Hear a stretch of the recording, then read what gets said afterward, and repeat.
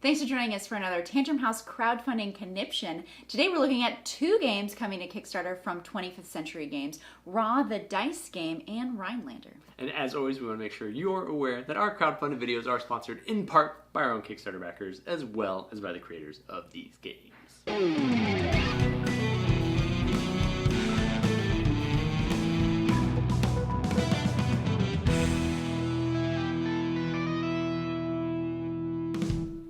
Hey gang, thanks for joining us at Tantrum House Studio 3. I'm Will Meadows. And I'm Sara Meadows, and today we're looking at two games coming to Kickstarter on the same campaign from 25th Century Games. We have Raw, the dice game, and Rhinelander. Both of these are designed by Dr. Reiner Knizia, and art is from Ian O'Toole. Now we're going to give you a quick overview of both of these games. Let's get started by taking a look at Raw, the dice game. On your turn, you will roll 5 dice. If any raw symbols are rolled, they are added to the raw track immediately, while the other dice can be rolled up to 2 more times. Players will use the symbols they roll to go up on the different tracks and mark areas that they have achieved. Ankh symbols are wild, but they must be used with other symbols. Just like in the original game, once Raw reaches the end of the track, the epoch ends and the board is scored. Each time you score, the player who's highest on the Pharaoh track gains 5 points, but they'll move their marker back 2 spaces. The player with the least will lose 2 points, but they gain a space. Players only score the Nile if they were able to flood it this epoch by rolling 3 rivers at once. They'll gain the points of their other marker on the track, and then their flood token will be removed. Players need at least 3 civilization dice rolled to mark a space here. -5 is awarded for not having any civilization during scoring, but up to 15 can be gained for having all 5 spaces marked.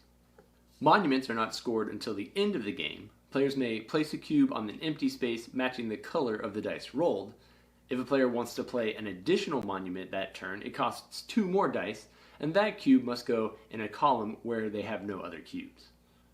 Each column with your cubes will gain a point, and 10 points are awarded for having 7 columns and 15 for all 8 columns. Plus, each column that has at least 3 of your cubes will also score additional points.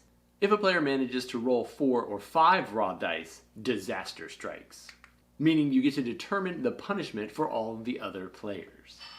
Yeah, so when you roll 4 or 5 raw, you can choose which section of the board, the pharaohs, the Nile, the civilizations, or the monuments, that you will then cause all the other players to either remove cubes from the board or go down those tracks. So it hopefully will give you a little bit of chance to catch up because you didn't get to move anything on your turn. So over the course of the game, you're going to play 3 total rounds, and then obviously you'll score again everything at the end of the game. Whoever scores the most points will win. All right, so let's go ahead and shift real quick. We'll start talking about Rhinelander. Rhinelander is an area influence game for 2 to 5 players. Now, it's a redesign of the original game, which was published by Hasbro way back in 1999. The new version of the game will feature a 2-sided board to better balance your game based on your player count. It also now allows for only 2 players to play the game. In the game, players will play a card from their hand and either place an influence token on that numbered space, or they can play any card to bolster their area, adding a token beside one of their already placed tokens, as long as it doesn't touch another token. Whenever a duchy is created by 2 or more adjacent tokens, the player who has the majority will place a duke. And anytime that power shifts in the game and a duke is replaced, the old duke will get to score his territory before being shoved out. The score will be based solely on the city tokens, castles, which will be turned over to the new duke, and churches, which will also shift. Whichever player in the game controls the majority of churches will also gain the power of the bishop. This powerful token allows you to displace other tokens on the board if you play the matching card. The game plays until one player has placed all of their influence tokens, and then it ends immediately. Players will tally up points for all of their cities, castles, and churches that they control. Each duke on the board will be worth 5 points, and so will the bishop. And the player with the most points wins. This new version of the game also features a number of expansions, including a boat that will travel down the river, giving players additional options for placing their influence tokens. It also features new goal cards that players can claim as soon as they've achieved their requirements.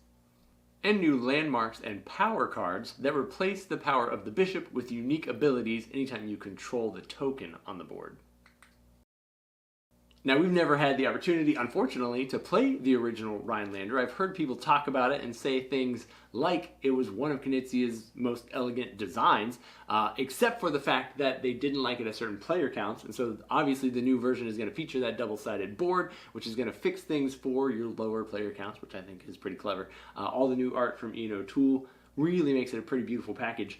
And the gameplay experience, I'll be honest, was it involved more things than I think you can anticipate just from the description of this game. So one of the things that I didn't get when I just read the rules for the game was how much sandbagging was going to kind of happen with your cards. You've got those cards in your hand, you've placed your characters out on the board, you've got control over certain areas, and you don't want people to get the 2 numbers on the either side of your territory because you don't want to move it in on your space.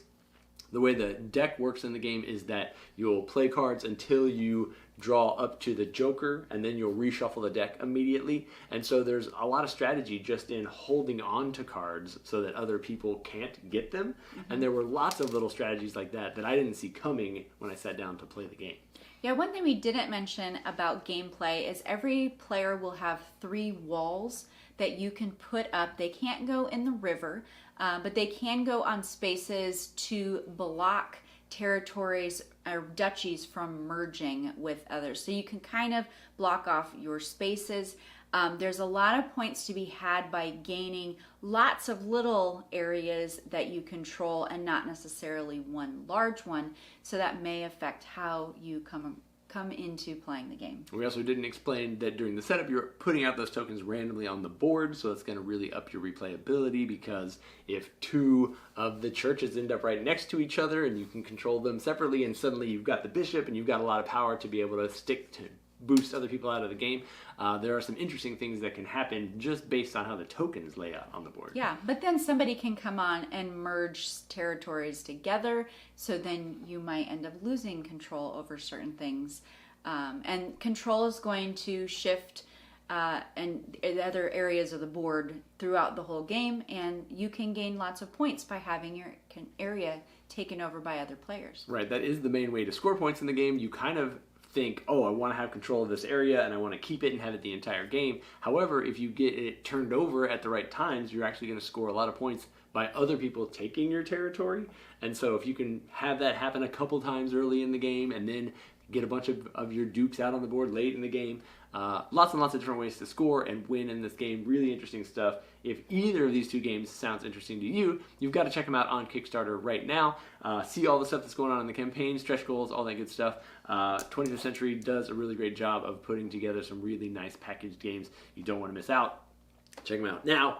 Thank you guys so much for tuning in. Liking all our videos, follow along here at Tantrum House.